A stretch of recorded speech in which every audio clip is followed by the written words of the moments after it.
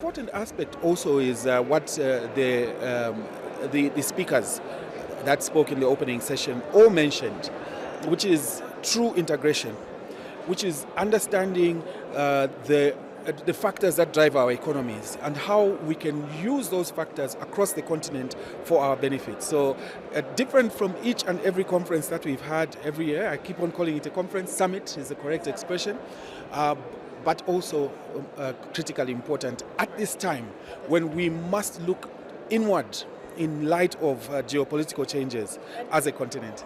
Now, the theme at this year's event is infrastructural development, particularly in water and sanitation.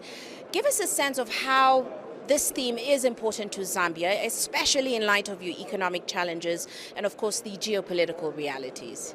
When we look at the fact that we have the key resources, talk about water, which is at the center of our meetings this year, it becomes a critical asset from the perspective of energy for those that use water, such as Zambia ourselves, as a means for generation of electrical power, which drives industrial development. It drives everything that we as an African continent want to see happen for the benefit of our people.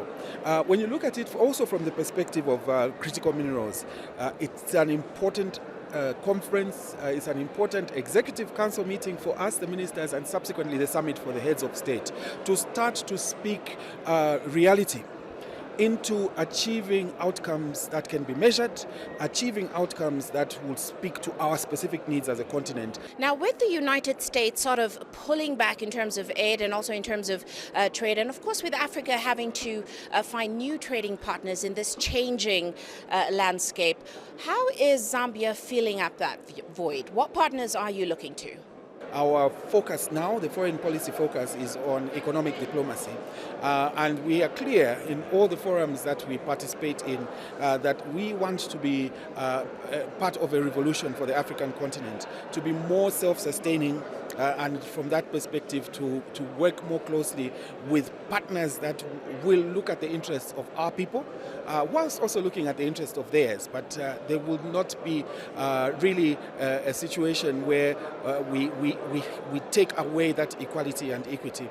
And of course, we also understand the need for there to be investment that is driven towards value addition on the continent within the country.